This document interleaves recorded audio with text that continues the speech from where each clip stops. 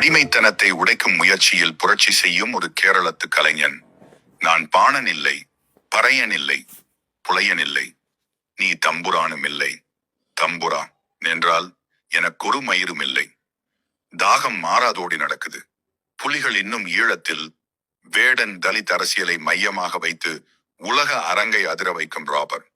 எந்த உணர்வுகளை வெளிப்படுத்த ஒரு இசை உருவாகிறதோ அதை சரியாக உள்வாங்கிக் கொள்கிறவன் மகா கலைஞனாகிறான்.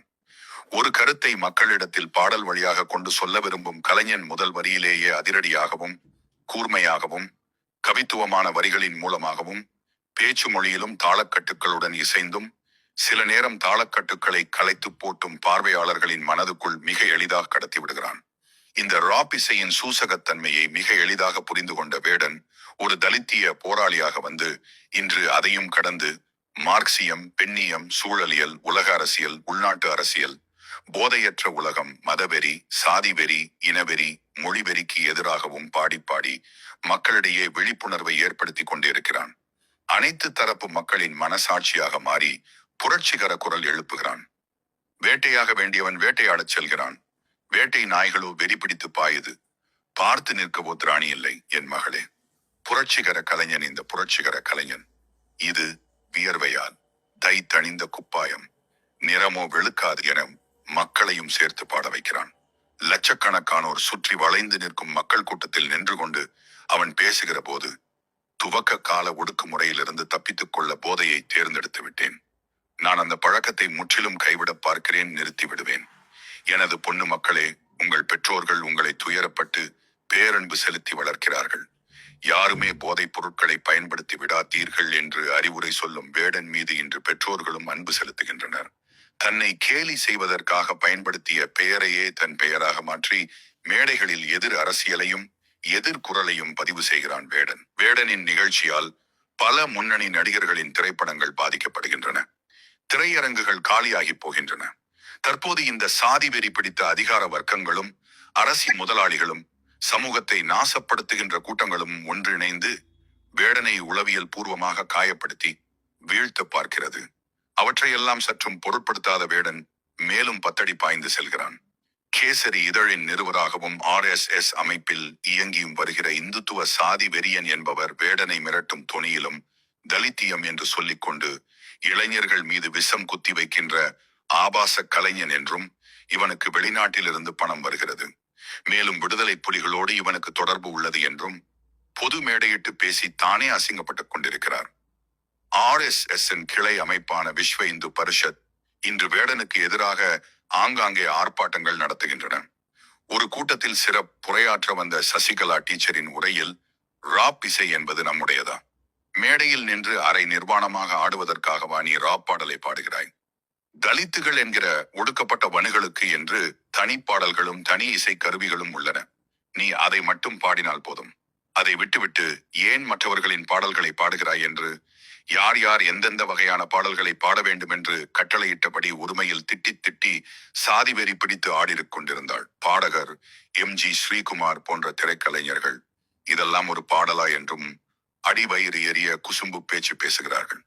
இந்த கூட்டத்தில் ஜாசி கிஃப்ட் என்கிற ஒரு தலித் இசை அமைப்பாளரும் வருகிறார் என்பது மிக பெரிய கொடுமை.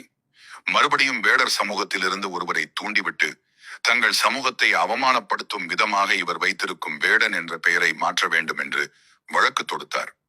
ஆனால் அந்த சமூக மக்கள் அனைவரும் தலைவர் மற்றும் செயலாளர் தலைமையில் தாமாக முன்வந்து வேடன், எங்கள் சமூகத்தின் முத்து வேடன் எங்களில் ஒருவன், எங்கள் சமூக பெயரை தன்னுடைய பெயராக வைத்திருப்பதில் நாங்கள் பெருமைப்படுகிறோம் என்று ஊடகங்களில் பேட்டி அளித்தனர். கஞ்சாவால் தைத்தணிந்த குப்பாயம் என்று செய்தி வெளியிட்டு டாக் ஷோ நடத்தி தங்கள் சாதி வெறியை சொரிந்து சொரிந்து சுகம் கண்டது. மக்களின் கோபத்தால் போதை வழக்கிலிருந்து விடுவிக்கப்பட்ட வேடனை தனது கழுத்தில் புலிப்பல் அணிந்திருப்பதாக சொல்லி மீண்டும் வழக்கு பதிவு செய்யப்பட்டது. வேடன் அணிந்திருந்த புலிப்பல்லை பெரிதுபடுத்தியது அதிகார வர்க்கம் போன்று பதிலளித்தான். பறையர் எல்லாரும் சேர்ந்து சாம்பர். ஆனால் என்ன பறையனின் பழி மாறுமோ? இந்த கேரளத்தில் இதற்கு ஒரு சுகம் வருமோ? குறவர் எல்லாம் சேர்ந்து சித்தனர். ஆனால் என்ன குறவரின் குறை மாறுமோ? இந்த கேரளத்தில் இதற்கு ஒரு சுகம் வருமோ? காளையை விற்பது போல் நம் முன்னோர்களை எல்லாம் விற்றவர் வாங்கியவரும் அடிமையாக்கி வைத்ததை மறக்க முடியுமோ? மதமெனும் இருளில் பாரத மாதா சிறு வெளிச்சம் தேடி அலைகின்றாள். ஆயுதமேந்திய புத்தன் சூடு ரத்தம் குடிக்கிறான் மியான்மரில். ஆஷிஃபாவின் அறையை உடைக்க ஆண்டவன் கூட காவல் நின்றான். ஒவ்வொரு மேடைகளிலும் அம்பேத்கர், பொய்கையில் அப்பச்சன், ஐயன்காளி, நாராயணகுரு இவர்களின் படங்களை வைத்து அவர்களின் கவிதை வரிகளையும் இசையுடன் எடுத்து பாடி சக கலைஞர்களையும் லட்சக்கணக்கான ரசிகர்களையும் பொதுமக்களையும் தன்னோடு பாட வைத்து ஜெய் பீம் என கோஷமிட வைக்கும் மந்திரத்தன்மை வேடனுக்கு மட்டுமே கைகூடி வந்த கலை. வேடன் பொய் புரட்டு சொல்வதில்லை. காடு திருடனின் நாட்டில் சோறு திருடியவன் கொலை செய்யப்படுகிறான்.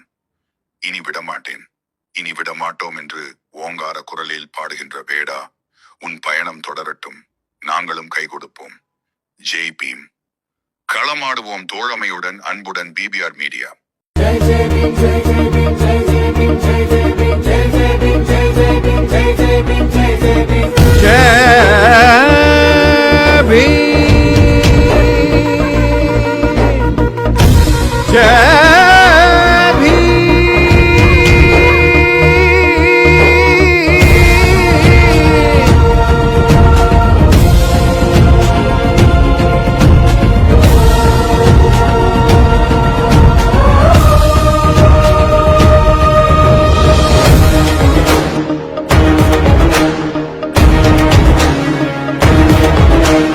உச்சத்திலே ஒரு சூரியன், நீ பூமை ஜனங்களின் காவலன். உச்சத்திலே ஒரு சூரியன், நீ பூமை ஜனங்களின் காவலன். சட்டத்தின் சட்டைக்கு மூளை கொடுத்தவன், சண்டைக்கும் சாதிக்கும் காலை தெளித்தவன், குற்றங்கள் செய்தவர் காலை உடைத்தவன், உள்ளவர்களின் தோலை உரித்தவன்.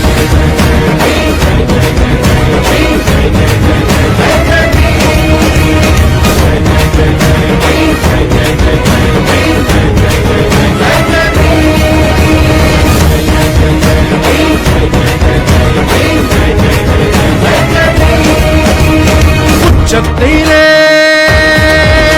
ஒரு சூரியன், நீ பூமை ஜனங்களின் காவலன்.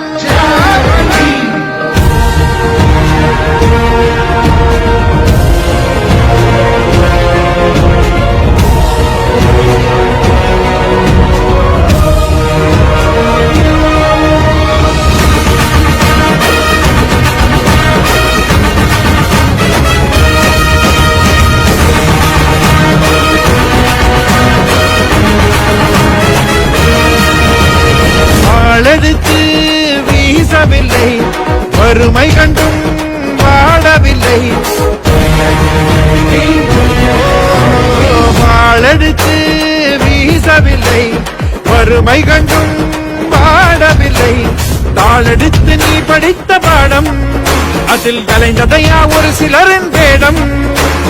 தாளெடுத்து நீ படித்த பாடம், அதில் கலைந்ததையா ஒரு சிலரின் வேடம். சாமி என்றும் பூதம் என்றும் சனாதனத்தை தர்மம் என்றும் பேசி நின்ற வீணர்களின் கூட்டம். உன்னை கண்டதுமே எடுத்ததையா ஓட்டம், உன்னை கண்டதுமே எடுத்ததையா ஓட்டம். சாதி இல்லை, மதமும் இல்லை, சமத்துவமே நமது எல்லை என்று சொல்லி நீ படித்த சட்டம். அதில் சரிந்ததையா ஆணவத்தின் கொட்டம், அதில் சரிந்ததையா ஆணவத்தின்